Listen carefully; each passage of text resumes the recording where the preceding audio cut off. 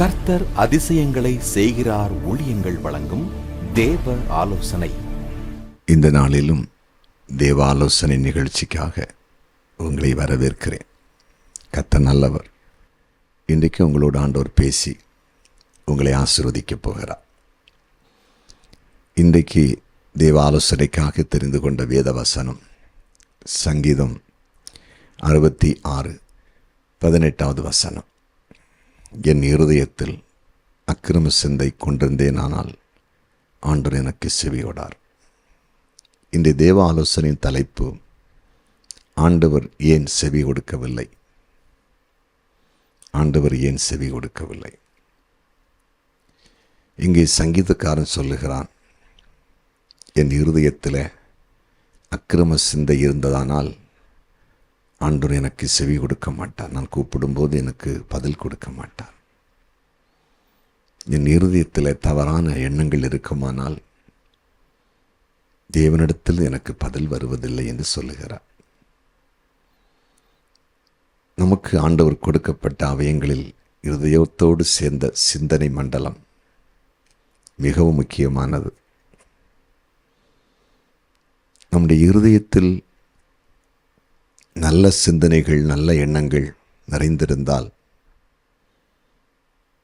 நம்முடைய வாழ்க்கையில் நாம் தேவ சமூகத்திலே இருந்து தேவனை நோக்கி பார்த்து நம்முடைய காரியங்களுக்காக, குடும்பத்தின் தேவைகளுக்காக, தேசத்தின் நன்மைகளுக்காக மன்றாடும்போது தேவன் செவி கொடுப்பார், பதில் கொடுப்பார், அற்புதம் செய்வார்.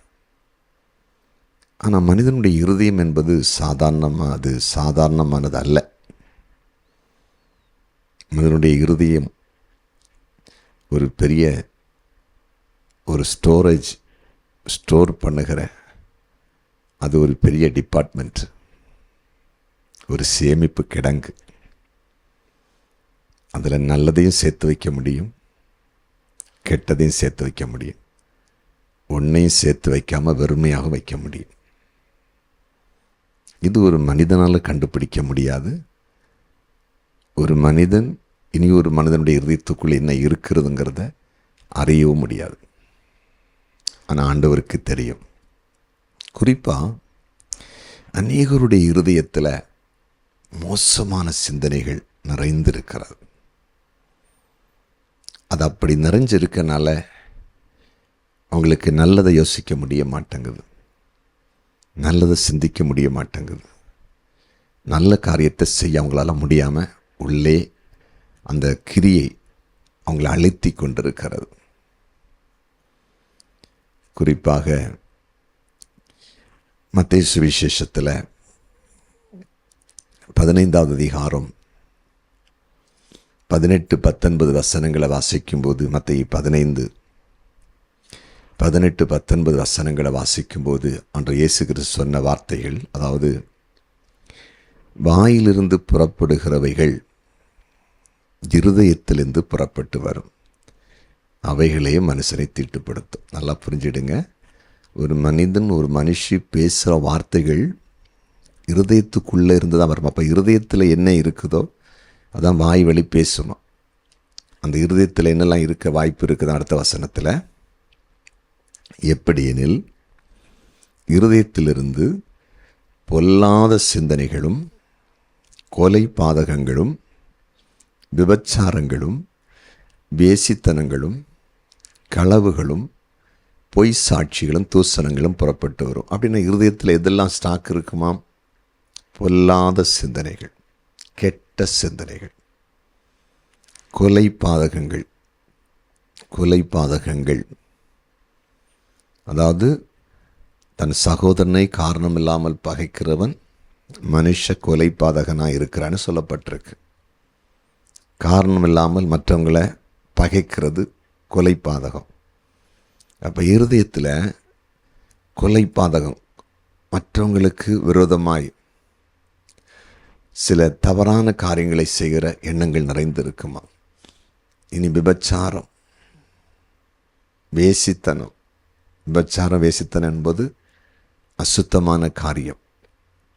சிம்சோனை பாருங்க, அவனுடைய இருதயம் எப்பொழுதுமே பெண்களை பார்க்க வேண்டும் என்ற ஒரு இதில் நிறைந்திருந்தது. அவன் பார்த்திங்கன்னா அவன் வாலிப நாட்களில் அவன் எங்கே போனாலும் கண்களுக்கு அழகாக ஒருத்தியை கண்டான்னா அங்கே போய் சிக்கிடுவான். ஒரு வேசிட்ட போய் படுத்து கிடக்கிறான். அதில் தான் அவன் வாழ்க்கை அழிஞ்சிச்சு. நசரேனாய் கர்த்தரால் தெரிந்து கொள்ளப்பட்ட மனிதன், தேவனுடைய ஊழியத்தை செய்வதற்கு பிரித்தெடுக்கப்பட்ட மனிதன், தாயின் கற்பத்தில் இருக்கும்போதே கர்த்தரால் பிரிக்கப்பட்ட மனிதன், அவனுடைய இருதயம் சரியில்லாமல் இருந்தனால அவன் வாழ்க்கை கண்கள் பிடுங்கப்பட்டு சிறைச்சாலையில் அடைக்கப்பட்டு கடைசியிலே மறிக்க வேண்டிய நிலை உண்டானது. இன்னைக்கு அநேகருடைய இருதயத்தில் இந்த விபச்சார வேசித்தன எண்ணங்கள், உலகத்தில் உள்ள சிற்றின்பத்தின் காரியங்கள் நிறைந்திருக்கிறது. இந்த இளைய சமுதாயத்தை சாத்தான் இருதயத்தை அப்படி நிரப்பிட்டான். அதில் செல்ஃபோனுன்னு ஒன்று வந்து அதுக்குள்ளே போய் இணையதளத்துக்குள்ளே போய் அத்தனையும் தவறான காரியங்களை பார்த்து, விளையாட்டுகள், ஆபாச படங்கள், நேரத்தை போக்குகிற சில காரியங்கள், களியாட்டுகள் எல்லாம் பார்த்து அதிலேயே நேரத்தை வீணாக்கி இருதயத்தில் அது பதிந்து அதே போல செய்ய வேண்டும் என்ற எண்ணங்கள் உருவாக்கப்படுகிறது. இளைய சமுதாயம் இன்றைக்கு அதுக்கு அடிமைப்பட்டு போனது. நிறைய பிள்ளைங்க அடிமைப்பட்டுட்டாங்க. வெளியே சொல்ல முடிய மாட்டேங்குது. பாருங்க, அதெல்லாம் இருதயத்தில் தான் உண்டாகுது. இருதயத்தில் அந்த பதிவு வருது.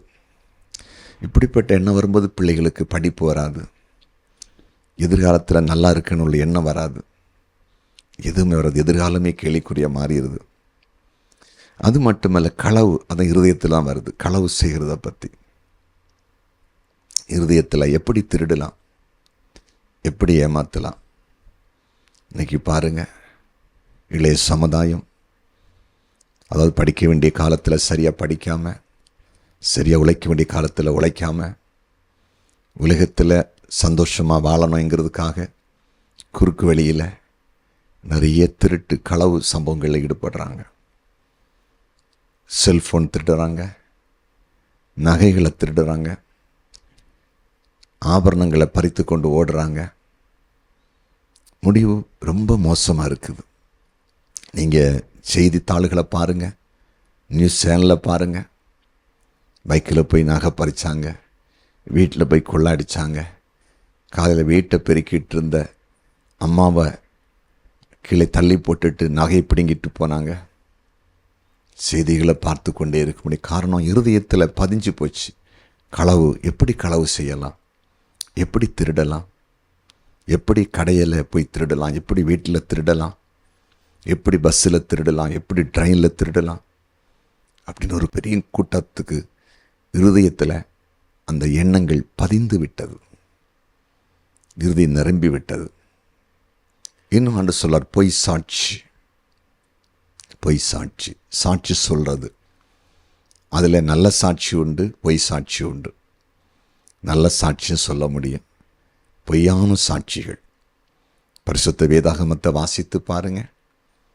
நிறைய பொய் சாட்சிகள் ஆண்டவராகிய இயேசு கிறிஸ்துவை குறித்து எழுப்பப்பட்டது. இயேசுவை சிலுவையில் அடிப்பதற்கு பொய் சாட்சியில் தான் எழுப்பினார்கள்.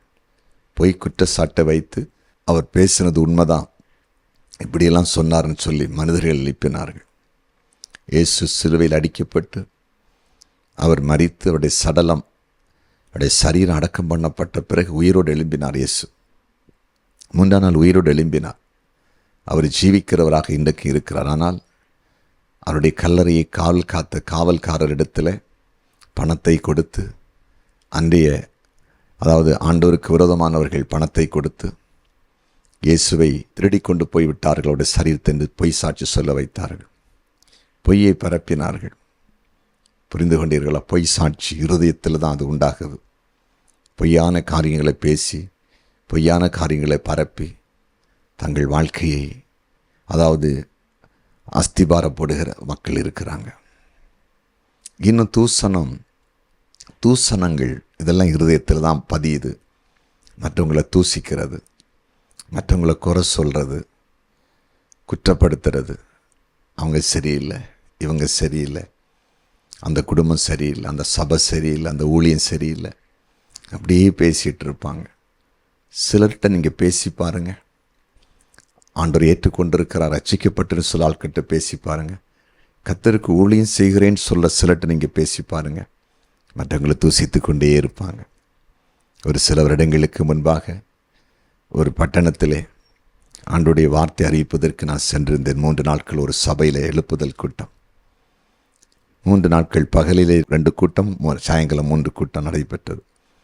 அந்த ஊழியருடைய வீட்டில் தான் என்னை மாடியிலே அன்றைக்கு தங்க வைத்திருந்தார்கள்.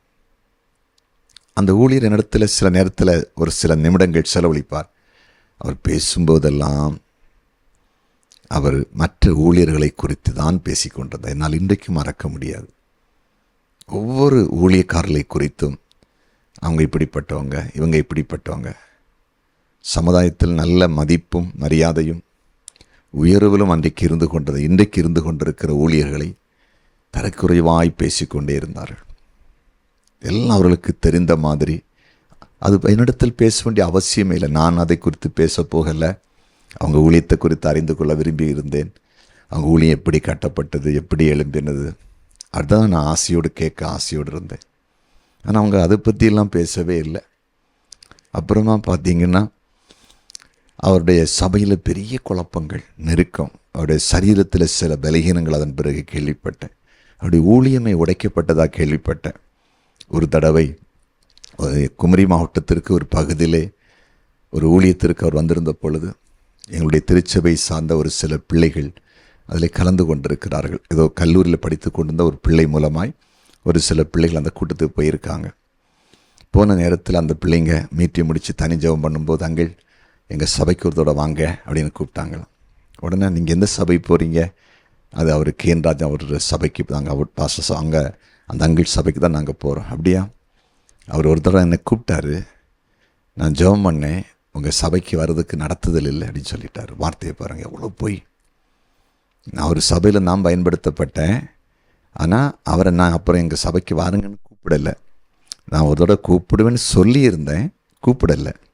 பொதுவாக அப்படி தான் நம்ம சொல்கிறது வழக்கம்தான். உங்களை ஒரு தடவை கூப்பிடுவோம், நம்ம அந்த சந்தர்ப்பம் கூப்பிடுவோம். நாங்கள் ஊழியத்தை கூப்பிட்டு நான் டேட் இல்லைன்னு வராமல் இருந்தவங்க உண்டு. ஆனால் வர்றதுக்கு நடத்தலைன்னு சொல்லி இதுவரையிலும் யாரும் அப்படி சொன்னதில்லை. ஏன்னா வர முடியாமன்னா கூட 1000 தடவை சாரி கேட்பாங்க. அப்புறம் மீண்டும் ஃபோன் பண்ணுவாங்க, இனி ஒரு தடவை நாங்கள் வரோம், எங்களுக்கு டைம் கொடுங்கன்னு சொல்லி கூப்பிடுவாங்க. ஆனால் பாருங்கள், அப்படி ஒரு பொய். அப்படின்னு என்ன அர்த்தம்? டேட்டு கேட்டார், அவர் அதாவது கர்த்தர் அனுமதிக்கலை. அப்போ நம்ம சபைக்கு வர்றதுக்கு தேவன் அனுமதி கொடுக்கலையா? பொய்யான காரியம், ஒன்றுமே நிற்கலை. எவ்வளோ தூசணும் பாருங்கள். அந்த பிள்ளை சொன்னாங்க, அங்கிள் இப்படி கூப்பிட்டீங்களா, ஆண்டவர் வர சொல்லலையா அவங்கள்ட்ட? அப்படியா? எனக்கு நான் ஃபோன் பண்ணி கேட்டேன். நான் எந்த ஊழியக்காரர்கிட்டையும் அப்படி ஃபோன் பண்ணி நீங்கள் இப்படி சொன்னீங்களான்னு கேட்டதில்லை. நான் அவர் ஃபோன் பண்ணி நல்லா இருக்கீங்களான்னு விசாரிச்சுட்டு சண்டை போடலை. நான் உங்களே சபைக்கு என்னைக்கு அதை கூப்பிட்டு வந்தேன்னா, இல்லையே, அப்புறம் இப்படி நீங்கள் சொன்னீங்களா அப்படின்னு சொன்னோன்னா அவருக்கு ஒரு மாதிரி ஆயிடுச்சுது. அந்த என்னுடைய ஊழிய அனுபவத்தில் என்னை குறித்து சபை குறித்து பேசினதில் ஒரு ஆள்கிட்ட திருப்பி நான் கேட்டிருப்பேன். அந்த ஒரே ஒரு ஆள்கிட்ட தான், வேறு யார்கிட்ட நான் கேட்குறதில்ல. கர்த்தர் பார்த்துக்குள்ள விட்டுருவேன். பாருங்களேன், இப்படியே நிறைய பேர் பேசிகிட்டு இருக்கிறாங்க. இதெல்லாம் இருதயத்தில் இருக்கிறது தான், இருதயத்துக்குள்ளே தான். அதான் பாருங்கள், அதாவது இருதயத்தில் அக்கிரம சிந்தை இருந்துச்சுன்னா, இருதயத்தில் கெட்ட எண்ணங்கள் நிறைந்திருந்தால், அந்த மனிதன் ஆண்டவரை அறிந்திருந்தாலும் தேவனிடத்தில் நன்மையை பெறுவதில்லை. அதுக்கு என்ன வழி? தேவனிடத்தில் கேளுங்க, ஆண்டவரே நீங்கள் தான் மாற்றணும், எங்களால் மாற்ற முடியாது. ஏசப்பா எங்கள் இருதயத்தை சுத்தப்படுத்துங்கப்பா, எங்கள் இருதயத்தில் இருக்கிற அசுத்தங்களை எடுத்து தூரப்படுங்கப்பா.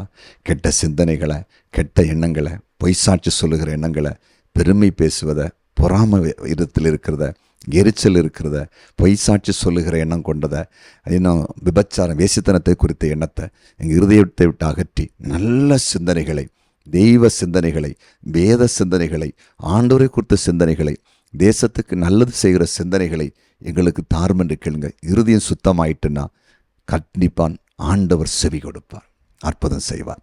ஜெபிப்போமா? ஜெபிக்கலாம். ஆமாண்டவரே, இருதயத்தில் அக்கிரம சிந்தை இருக்குமானால் நீர் செவி கொடுப்பதில்லை. ஆண்டவரே, இன்றைக்கு இந்த செய்திக்காக நன்றி, இந்த தேவ ஆலோசனைக்காய் நன்றி. நீர் பேசியிருக்கீங்க. யார் இந்த செய்தியை கேட்டு எங்கள் இருதயத்தில் இப்படிப்பட்ட சில காரியம் நிறைந்து இருக்கிறது, அதிலிருந்து விடுதலை வேண்டும் என்று கேட்குறாங்களோ, உங்களுக்கு விடுதலை கொடுப்பீராக. இனி உம்முடைய பிள்ளைகள் உம்மை நோக்கி கூப்பிடும்போது, மன்றாடும் பொழுது நீர் செவி கொடுத்து பதில் கொடுத்து அற்புதங்களை செய்து உம்முடைய பிள்ளைகளை உயர்த்துவீராக. நீர் அப்படி செய்கிறீர். நன்றி. இயேசுவின் நாமத்தில் பிதாவே. ஆமேன், ஆமேன், ஆமேன்.